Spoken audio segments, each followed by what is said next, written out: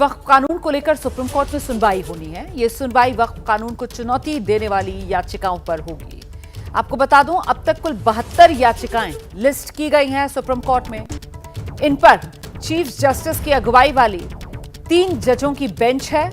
दोपहर 2 बजे इस मामले में सुनवाई होगी। वक्फ पर लीगल लड़ाई में दूसरा पक्ष भी सुप्रीम कोर्ट पहुंच चुका है। करीब 15 अर्जियां ऐसी हैं जो इस कानून के पक्ष में सुप्रीम कोर्ट में लगी हैं, जो कानून बरकरार रखने के लिए दायर की गई याचिकाएं हैं। इनमें बीजेपी की 7 राज्य सरकारों की भी अर्जियां हैं। वहीं कई आदिवासी संगठनों ने भी याचिका लगाई है। वक्फ से उनकी जमीन बचाने के लिए यह कानून बनाए रखा जाना चाहिए। और आपको बता दें कि इस पूरे मामले में केंद्र सरकार भी सुप्रीम कोर्ट में कैविएट दाखिल कर चुकी है। कैविएट मतलब बिना हमारा पक्ष सुने कोई एक तरफा फैसला ना सुनाया जाए। तो इसको लेकर केंद्र सरकार की तरफ से भी कैविएट दाखिल किया गया है सुप्रीम कोर्ट में।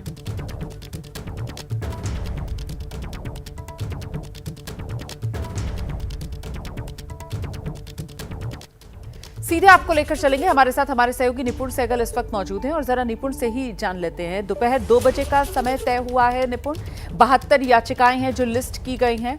क्या सबसे पहला काम अदालत की तरफ से किया जा सकता है कि तमाम जो याचिकाएं हैं पक्ष में विपक्ष में, उनको क्लब करके एक साथ ही सब पर सुनवाई हो, ये कोई व्यवस्था बनाई जा सके?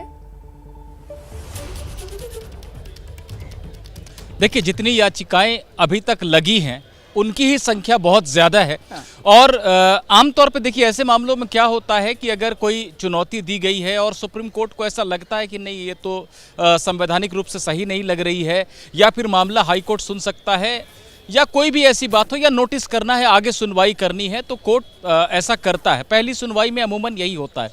लेकिन सुप्रीम कोर्ट ने विशेष रूप से 2 बजे सुनवाई की बात कही और इस बेंच के बैठने का जो समय है वो 3:25 तक है। यानी 1 घंटा 25 मिनट का समय इस मामले के लिए कोर्ट ने रखा है। हालांकि ये ज़रूरी नहीं है कि इतनी देर ही सुनवाई चलेगी, लेकिन ऐसा हो सकता है कि कोर्ट थोड़ी देर के लिए लोगों को सुने और ये तय करे कि इससे जुड़े सवाल क्या है। और अगर कोर्ट को ये ठीक लगेगा तो नोटिस जारी करके केंद्र सरकार से जवाब मांगा जाएगा।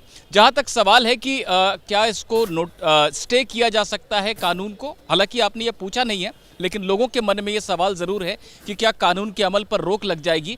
तो ये थोड़ा सा मुश्किल लगता है, क्योंकि आज पहली सुनवाई है और अभी सरकार का पक्ष सुना भी नहीं गया है और तमाम ऐसे आवेदन भी हैं जो समर्थन कर रहे हैं और संसद से पूरी प्रक्रिया के बाद पास किया हुआ कानून है। तो ऐसे में एकदम से रोक तो मुश्किल लगती है। लेकिन सुप्रीम कोर्ट एक तारीख दे देगा आगे की सुनवाई के लिए और सरकार को कहेगा कि आप इस पर जवाब दाखिल कीजिए। जहां तक क्लबिंग का सवाल है, क्लबिंग तो पहले ही हो रखी है, क्योंकि 72 याचिकाएं अगर एक साथ लगी हैं और कोर्ट ने कहा है कि और भी जो याचिकाएं दाखिल हुई हैं जिन्हें हम लिस्ट नहीं कर पाए हैं वो भी अपनी पर्ची दे दें और हम उनको भी देख लेंगे। तो ऐसे में ऐसे मामलों में जो ये बृहत मामले होते हैं वहां पर सवाल तय किए जाते हैं कि सारी याचिकाओं का लब्बो-लुआब क्या है और उन सवालों पर सरकार से जवाब लिया जाता है। आप रहिए मेरे साथ निपुण, मैं लौटूंगी आपके पास। देखिए, कुल मिलाकर 72 याचिकाएं जो लिस्ट की गई है और ऐसे में अब इस मामले में दोपहर 2 बजे सुनवाई। लेकिन महत्वपूर्ण ये कि जहां एक तरफ एक के बाद एक कतारबद्ध तरीके से वो याचिकाएं हैं जो इस कानून के विरोध में सुप्रीम कोर्ट में पहुंची है, वहीं कानून के समर्थन में भी याचिकाएं अदालत में पहुंची हुई हैं। और केंद्र की तरफ से भी ये साफ कर दिया गया है कैविएट के जरिए कि सुप्रीम कोर्ट कोई भी फैसला सुनाने से पहले केंद्र का पक्ष जरूर जाने। इस बीच में दोपहर 2 बजे सुनवाई होनी है और जो चीफ जस्टिस हैं उनकी अगुवाई में 3 जजों की ये बेंच है जो सुनवाई करेगी। इसमें चीफ जस्टिस संजीव खन्ना हैं, इसके अलावा जस्टिस संजय कुमार हैं और साथ ही आप देख रहे हैं जस्टिस केवी विश्वनाथन। इन्हीं की ये बेंच है जो इस मामले में सुनवाई करेगी। हम सीधे आपको फिर से लेकर चलते हैं। निपुण सहगल हमारे साथ इस वक्त मौजूद हैं और जरा निपुण से ही ये जान लेते हैं। निपुण, दर्शकों को ये बताइए कि 72 याचिकाएं हैं जो पहुंची हुई हैं इस कानून के विरोध में, लेकिन मुख्य तौर पर इन याचिकाओं में किस आधार पर इस कानून का विरोध किया जा रहा है? निपुण, बिल्कुल मैं मुख्य आधार बताऊंगा, लेकिन एक बार फिर दोहरा दूं जो पिछले जवाब में मैंने कहा था कि 72 याचिकाएं तो आज लिस्ट हुई हैं, ये संख्या 150 के करीब पहुंच गई है। तो सुप्रीम कोर्ट ने उन याचिकाओं को भी अनुमति दे रखी है कि आप भी अपनी स्लिप दें और हम उसको भी लिस्ट करने पर विचार करेंगे। बहरहाल जो मुख्य बातें कही गई हैं इन याचिकाओं में, जो विरोध कर रही हैं संसद के बनाए हुए कानून का, नए संशोधन एक्ट का, उसमें यह कहना है कि मुसलमानों के साथ भेदभाव किया जा रहा है इस कानून के जरिए, समानता के अधिकार का उल्लंघन है, क्योंकि दूसरे जो धार्मिक ट्रस्ट हैं, दूसरे धर्मों के जो ट्रस्ट हैं, वो अपने आप को स्वायत्त रूप से चलाते हैं, लेकिन मुस्लिम वक्फ के मामले में सरकार का दखल बढ़ाया जा रहा है इस संशोधन के जरिए। इसके अलावा उनका ये कहना है कि जो धार्मिक मामले हैं उनको मैनेज करने का अधिकार भी संविधान का अनुच्छेद 25-26 सभी धर्मों को देता है, वहाँ पर भी दखल अंदाजी हो रही है। धार्मिक संस्थाओं को बनाने का अधिकार अनुच्छेद 30 देता है, उस पर उसके साथ छेड़छाड़ है। और 300A एक संविधान का अनुच्छेद है जो मौलिक अधिकार तो नहीं है लेकिन संवैधानिक अधिकार है, वो होता है संपत्ति का अधिकार, यानी आपकी जो संपत्ति है उसको आप कैसे मैनेज करेंगे वो आप तय कर सकते हैं। तो इस एक्ट में, नए एक्ट में 5 साल तक जो मुस्लिम रह चुका हो उसे ही वक्फ करने का अधिकार दिया गया है। तो याचिकाकर्ताओं का कहना है कि कोई मुस्लिम कल बना है या 5 साल से बना हुआ है, इससे उसका संपत्ति को अपनी मैनेज करने का जो अधिकार है उसका हनन नहीं किया जा सकता। तो ऐसी तमाम बातें कही गई और यही कहा गया है कि खास तौर पर टारगेट किया जा रहा है, भेदभाव किया जा रहा है मुसलमानों के साथ।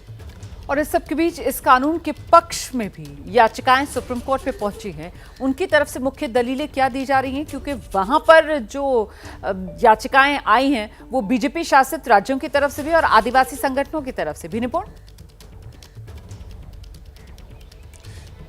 देखिए, आदिवासी संगठनों की याचिका है, बीजेपी शासित 7 राज्यों की याचिका है। ये आवेदन है, एक्चुअली मूल रूप से याचिका नहीं है। जो याचिकाएं दाखिल हुई हैं उनमें पक्ष रखने की मांग की जा रही है। कुछ और हिंदू संगठन और इंडिविजुअल्स भी आए हैं यहाँ पर। इन सब में जो बातें कही गई हैं उनका लबोलुआब मैं आपको बताता हूँ। मुख्य बात यह है कि ये कानून बिल्कुल न्याय संगत है, संवैधानिक है, पूरी प्रक्रिया का पालन करके बनाया गया है, ये व्यवहारिक है, ये सबके हितों को देखता है। पहले वक्फ बोर्ड के पास बिल्कुल अनब्रिडल्ड पावर्स थे, बिल्कुल बेरोक टोक शक्तियां मिली हुई थी कि किसी भी संपत्ति पे दावा कर देने का अधिकार मिला हुआ था। अब उसकी रक्षा हो सकेगी और जिसकी संपत्ति पे दावा किया जा रहा है उसे भी कुछ कानूनी अधिकार मिलेंगे कि वो अपनी बात को रख सके, जवाब दे सके और अगर ज़रूरत हो तो आगे की कोर्ट में चुनौती दे सके। ये सारे अधिकार पहले छीन लिए गए थे। राज्य सरकारों ने कहा है कि बिल्कुल बहुत ज़्यादा व्यवहारिक दिक्कतें थी, सरकारी ज़मीन पर भी दावा कर दिया जा रहा था और हम देखते रह जा रहे थे। तो ऐसी दिक्कतें थी, उनका निराकरण हुआ है। आदिवासी संगठनों का कहना है कि जो आदिवासी ज़मीन है, संविधान निर्माता भी उसको संरक्षण देना चाहते थे और तमाम राज्यों में ऐसे कानून बने हुए हैं जहां पर कि गैर आदिवासी को ट्रांसफ़र नहीं हो सकता है आदिवासी ज़मीन का, चाहे कितनी भी कीमत मिल रही हो या कीमत न मिल रही हो। लेकिन वक्फ बोर्ड को यह शक्ति दे दी गई थी पुराने कानून में कि वो आदिवासी ज़मीन पर भी अपना दावा कर दे और कब्जा भी ले रहा था। तो जो आदिवासी भी एक मार्जिनलाइज तबका माना जाता है, उसके अधिकारों का भी हनन हो रहा था। तो ऐसी तमाम बातें इन याचिकाओं, इन आवेदनों में कही गई हैं और ये कहा गया कि सुप्रीम कोर्ट हमें भी सुने कोई आदेश या संवैधानिकता तय करने से पहले नए कानून की।